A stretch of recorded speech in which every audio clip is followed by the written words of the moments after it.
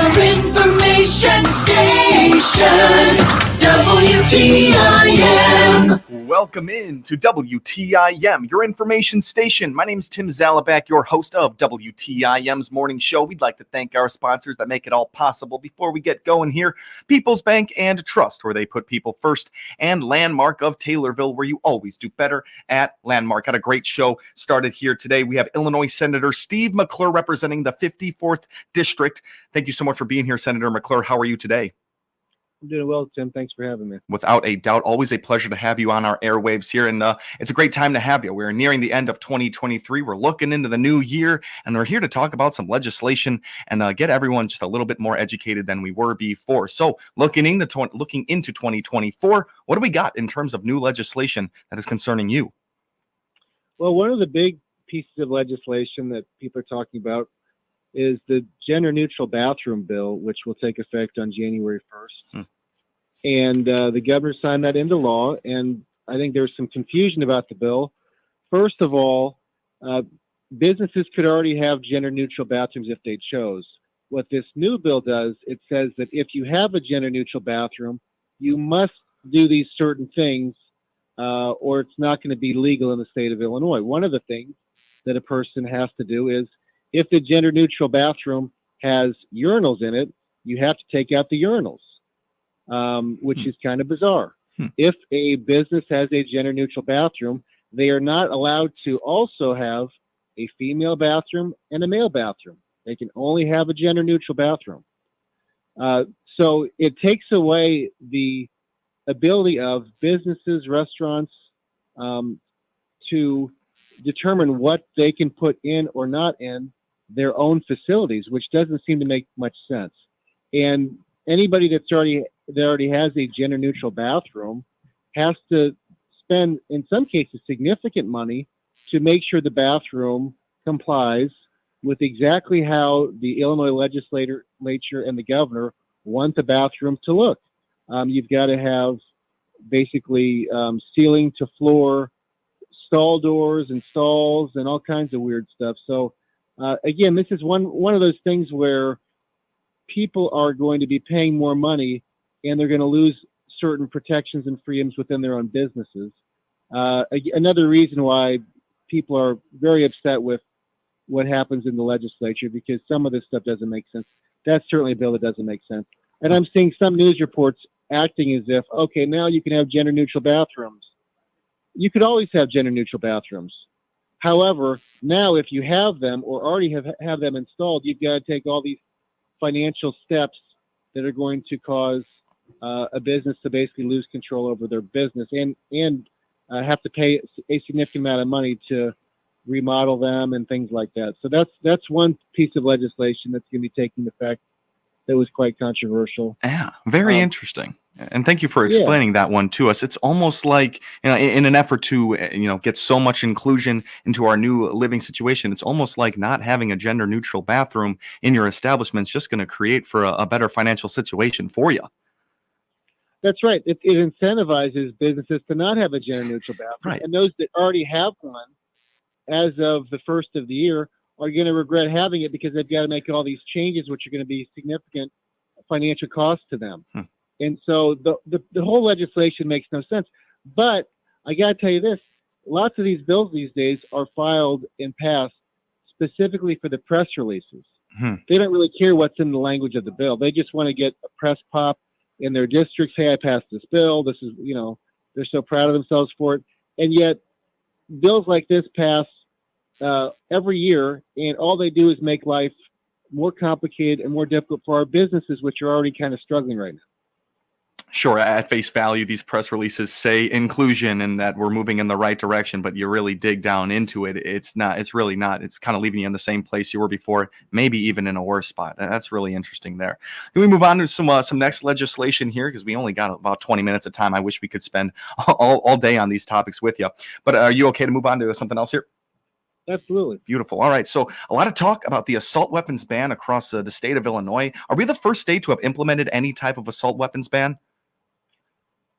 Well, we're the first state to do it in such a widespread way. Okay. And, our legislation is unique in the fact that it's very confusing. Sure. And a lot of people don't even know what guns they're supposed to register. They're not sure if they bought it in a period in which sort of the courts had sort of paused the bill, whether or not they should register those guns. And there's all kinds of confusion about, what the rules mean, and how a person is supposed to abide by the new law. And so as part of the typical bill process, the JCAR folks met, and that's the Joint Legislative Committee on the Administrative Rules, and they met with the Illinois State Police recently, and they're supposed to come up with these new rules, which can be implemented with the new law. Well, they met, and unfortunately, they were so confused as to what the new rules should be. The new rules have not been agreed upon yet, and so JCAR is going to have to meet again to figure out how this new law is going to be implemented. In the meantime, a lot of gun owners are very confused about what they're supposed to do. And I'm confused about what they're supposed to do as well, because we're waiting for these new JCAR rules. And on top of all of that, of course, we're all still waiting for the United States Supreme Court to decide whether or not they want to take the case. And so, we're waiting on the Supreme Court to decide whether or not the bill is constitutional in the first place. So it's a very confusing time for gun owners. And, all we can do is just kind of wait to see how all of this plays out. Wow. So there are citizens in Illinois currently that have purchased something during a legal time. And now with the new legislation, there are owners out there that are probably questioning, am I even allowed to have this? That's right. That's right. And everything with the registry takes effect on January 1st, 2024. However, the rule changes that have been proposed by the state police have not been accepted yet by the JCAR folks. And so, it's very, very confusing for people. And then recently, there was a request made to the United States Supreme Court to pause any implementation of the legislation until after the Supreme Court can hear the case and decide whether or not it's constitutional. And the Supreme Court rejected that request. So the bill is going to take effect January 1. And yet we still don't know if, when the Supreme Court ultimately hears the case, if they're going to find it to be constitutional or not. I suspect they're going to find it to be unconstitutional. That being said, the bill takes effect on January 1. So unfortunately, the gun owners of our state are going to be dealing with this new legislation before the Supreme Court can even have a chance to take a look at it. Wow. So January 1 happens, this gets implemented. What happens when the Supreme Court deems it unconstitutional? Can that restate the state law? Well, if the Supreme Court hears the case and finds it to be unconstitutional, then that would make it, well, it depends on how the Supreme Court rules. They could find parts of it to be constitutional. They could find parts of it to not be constitutional. They could uphold certain parts, or they could decide to throw away the entire piece of legislation. So it's, each Supreme Court ruling is unique, and what they would determine should stand is up to them. So we just have to wait and see. All right. And for anyone that has questions out there, I know you said there's so much confusion. There's not even a set list of what you can and cannot own. Is there any place people can go for information on this just to try to keep themselves safe? Well, the Illinois State Police does have a section on their website which describes, the law as they see it, as they're going to enforce it after January 1. However, the specific administrative rules have not been set yet. So here's the thing. For people that want more information as to what they need to be doing right now on January 1, they can go to the Illinois State Police. They've got a website, and they can give them more information about that. However, as I said, the administrative rules that are needed to implement this stuff have not been accepted yet. So that is to be determined. But for all up-to-date information, they can go visit the State Police's website. All right, beautiful. Thank you so much for that right there. And we are set to take ourselves a little break right now, but we're sitting down with Illinois Senator Steve McClure representing the 54th District here in Illinois. It's been a great conversation so far. We've been going over legislation moving into the new year and what to know about it so we can all be careful and just a little bit more informed out there. I'm Tim Zalabak, your host of the WTIM Morning Show. We'd like to thank our sponsors, People's Bank and Trust, where they put people first, and Landmark of Taylorville, where you always do better at Landmark. Don't go anywhere. We will be right back here with Senator Steve McClure.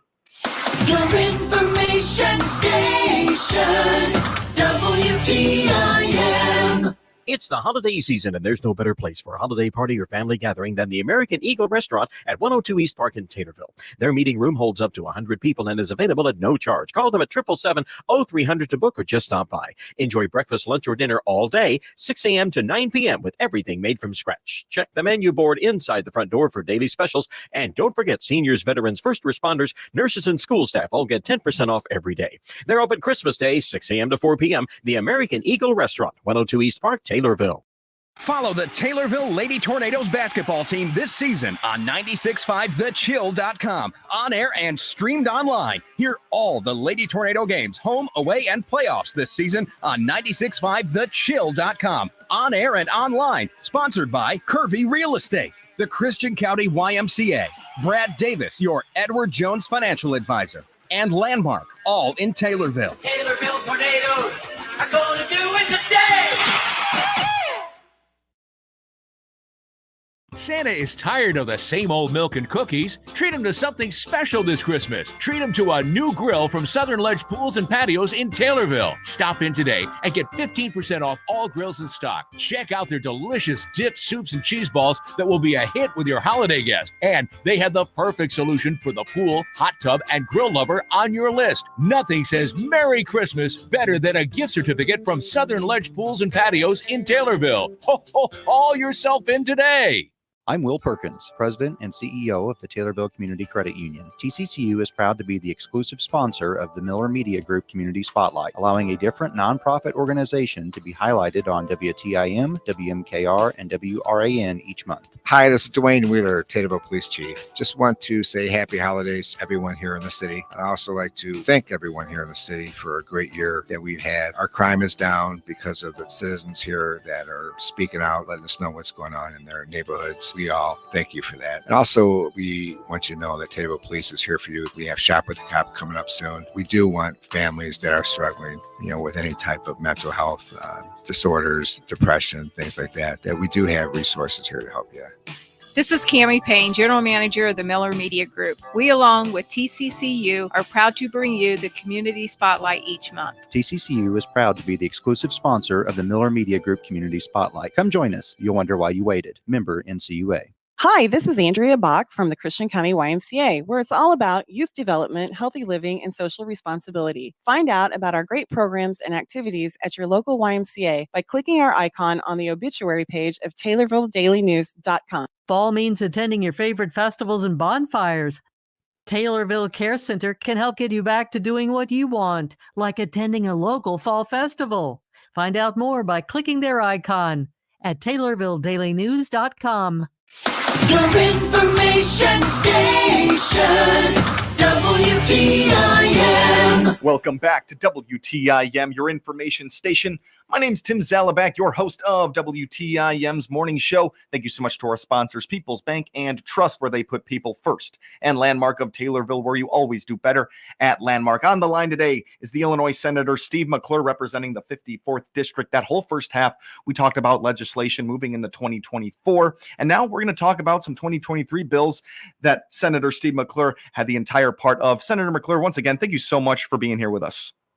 Yeah, thanks, Tim. Yeah, without a doubt. So let's get right into this a little bit. We talked about it off air last time, I really do believe, but I was excited to get this on the airwaves and let everyone know. Let's start with these medical records and making them available to parents of children that have disabilities. Explain this one to us.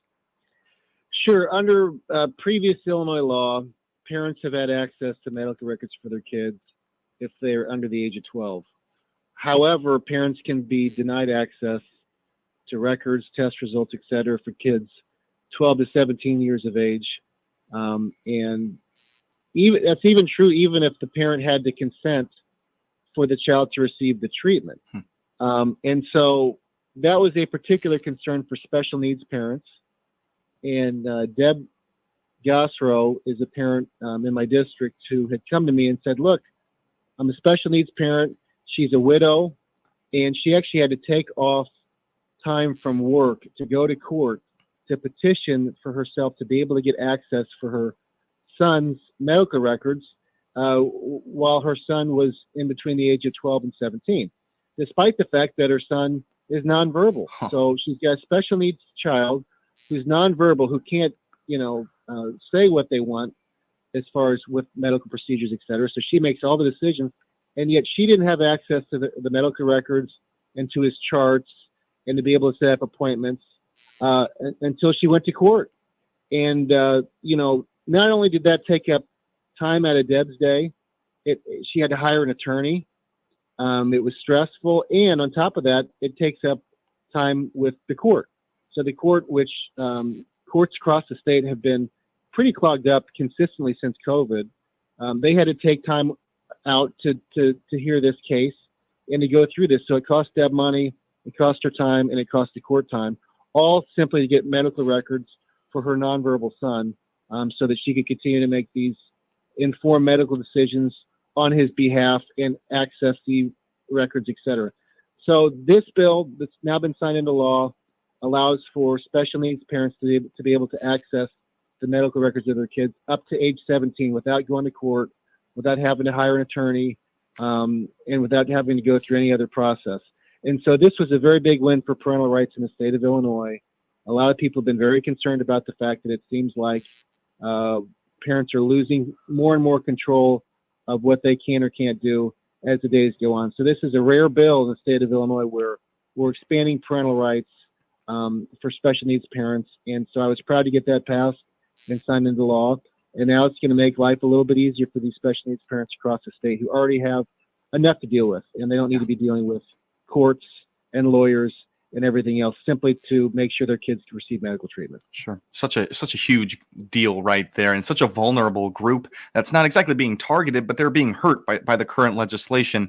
It's really, really cool that you moved on and you just created action with one person in your district. It makes you really wonder, how long has this been going on for, where a parent hasn't been able to access these medical records? And how is this just the first time that we're hearing about it and that the legislation has changed?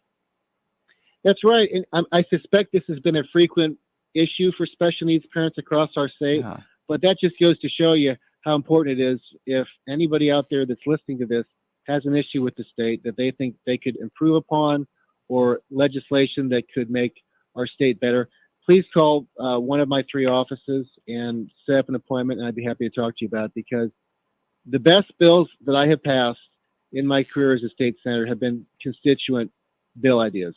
And so a lot of people talk about, what are Republicans doing in the state? We're in the super minority. What things are you doing that are positive? One thing that I do, Tim, I don't just talk about bad bills, and I've been successful at killing some bad bills. I also try to get bills passed every year. So people can just reach out to me, and hopefully we can continue to pass some more good bills in 2020. I love the open lines of communication between you and your constituents. That's exactly what the listeners and what the community wants to hear. It feels really great being a citizen of Illinois here, knowing that my representatives want to help us out here. That is really amazing. We only got about 2 minutes left here, but I would love to fill our time with whatever you got left for us, Senator McClure. What do you want to leave our listeners with here? Well, I love to talk about the other bill of mine that got passed and signed into law.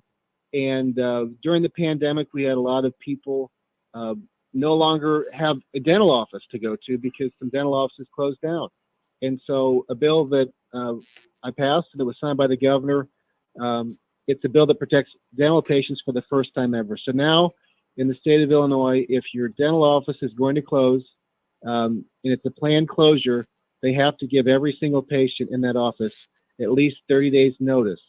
And as part of that notice, the facilities have to inform their patients about how they can obtain copies of their dental records. Because, you go to a new dentist and all of a sudden you don't have any dental records. They don't know where to begin sometimes, especially if you've got a complicated dental history. Yeah. And so this bill is now the law of the land. And, patients now know, number one, that their office is going to close. And number two, how to obtain copies of their dental records. And for the first time ever, this clarifies in law that the dental records are the property of each dental office, and so therefore it is their duty to ensure that patients have access to those records if needed and can provide copies of them if they close or move to a different dental practice. Just so amazing there, Senator McClure. I'm so sorry we had our time, but I loved finishing with those 2 medical bills you got passed, just making information easier to receive for Illinois citizens. And Senator Steve McClure, thank you so much for being here with us. Thanks, Tim. Without a doubt. That was Senator Steve McClure of the Illinois 54th District. And I'm Tim Zalabak, your host of the WTIM Morning Show. Thank you for listening. The Big 870 WTIM Assumption Taylorville, 96.1 W241 CF Taylorville, 107.5 W298 CD Shelbyville, 107.9 W300